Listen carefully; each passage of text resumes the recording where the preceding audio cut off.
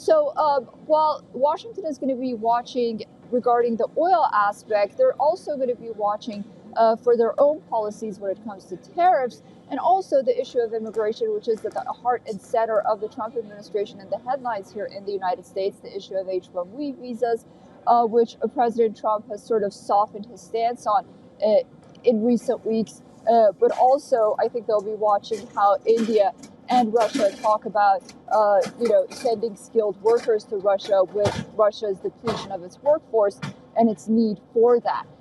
So really a very interesting dynamic to watch. Of course, this all happens in the backdrop of President Trump sending his envoy Steve Witkoff and his son-in-law Jared Kushner to try to make a deal with Vladimir Putin when it comes to stopping the war in Ukraine. And of course, they're going to be meeting with Ukrainian officials here.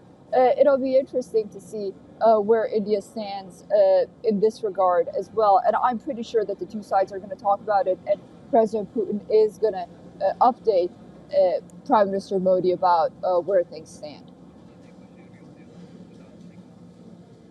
Indeed, and that's one of the many reasons why this visit, of course, is being watched very closely around the world. But like you just pointed out, more so in the United States. And like we discussed earlier on as well, it will be watched out for what really unfolds over the next few hours in terms of what the two sides really want to present and send out as a message to the world. But speaking of that messaging, let's also get in Siddhant Sibal, who's been tracking those developments. Siddhant, the larger message that goes out at this point, of course, is the strengthening of the partnership between Russia and India. This visit, of course, like we've been discussing, comes with a lot of anticipation in the air, of course, optics and symbolism, but also that strong message that the two sides will be sending out in terms of the wide-ranging issues, and also the wide-ranging sectors that will be impacted as a result of those discussions.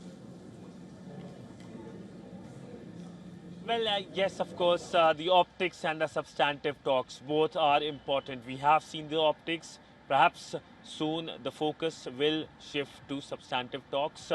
Tomorrow, when both leaders meet for the bilateral talks at Hyderabad House, focus will be on everything, whether it is the reforming of the United Nations, the war in Ukraine, the issues related to trade deficit, convergences on issues like counterterrorism, and of course Russia's support to India and India's support to Russia.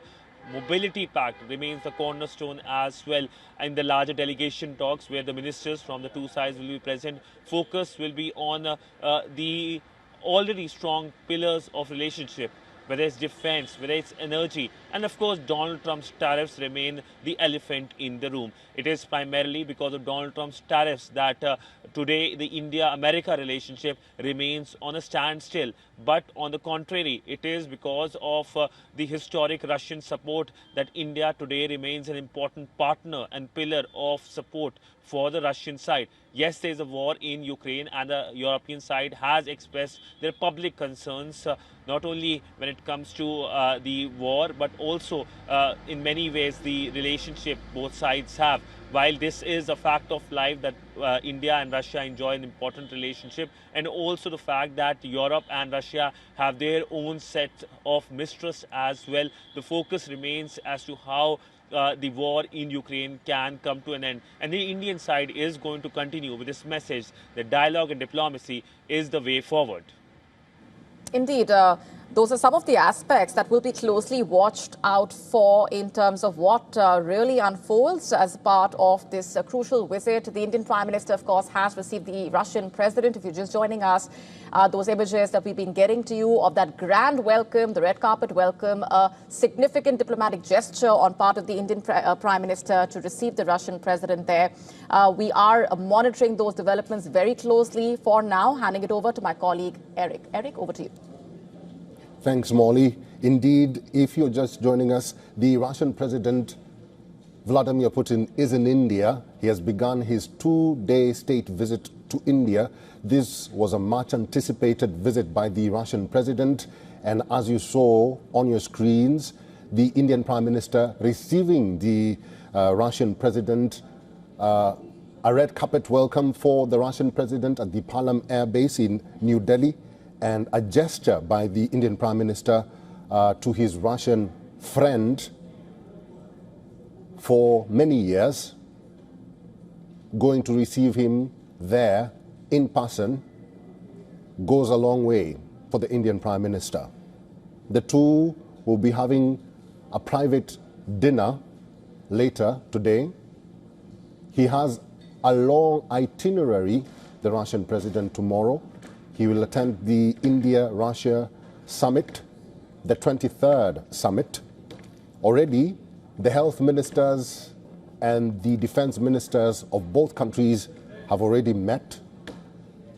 This is quite a significant trip by the Russian president to India because it focuses on various aspects, including defense, including export of goods, including bilateral ties, which will be strengthened.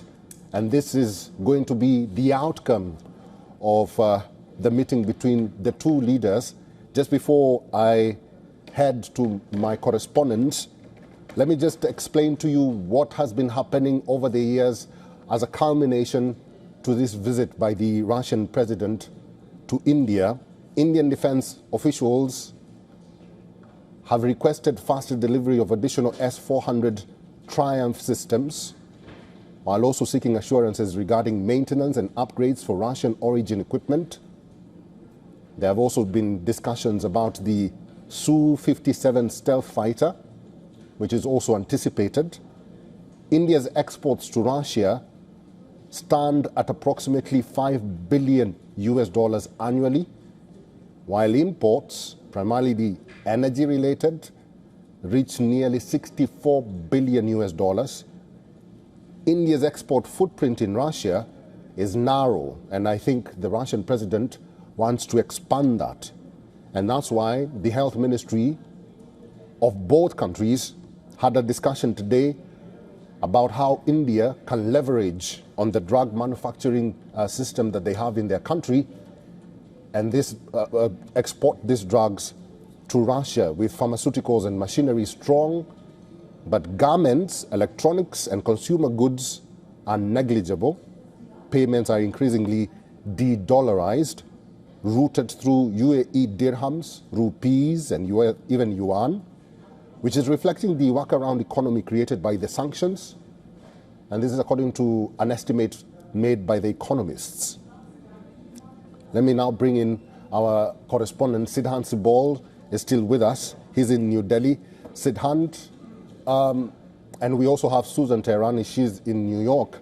She's keeping a track on the developments in India. Sidhant, we did speak about the workforce in Russia and why Russia needs this workforce to be enhanced.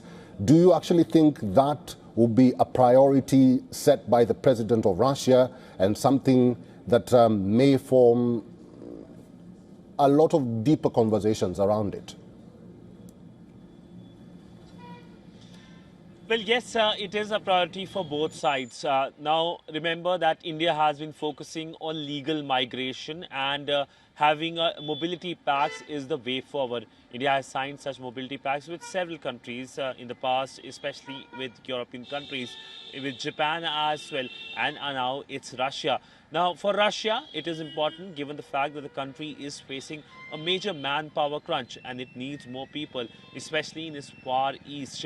So essentially, this mobility pact is the cornerstone and the key element of this ongoing visit. But we saw earlier today those grand visuals of the Indian Prime Minister welcoming the Russian President with a warm hug and also with a break in protocol by meeting him at the airport. In the past, we know that rarely Prime Minister has gone, especially when it comes to his past break in protocol has been especially for the leaders with which he has close personal relationship, whether it is the Qatari leadership, whether it is the Emirati leadership, the Bangladeshi former Prime Minister Sheikh Hasina, the French President Emmanuel Macron, the American presidents as well. And now, of course, during this ongoing visit, from those optics, we will go forward to the substantive talks.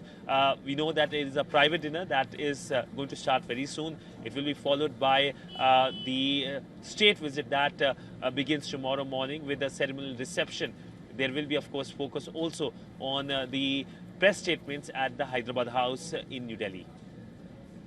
And talking about what factors will be brought in and what factors are really key, let me just explain to our viewers some of the main issues that will be discussed with the Prime Minister of India and the Russian President, because trade figures between India and Russia show a very significant imbalance with limited export expansion but substantial energy-focused imports. Indian exports increased from $4.3 billion in the financial year 2024 to $4.9 billion this financial year, which has achieved $2.25 billion during the April to September financial quarter 2025. Sidhan Sibol, how important and significant is trade being enhanced between both countries?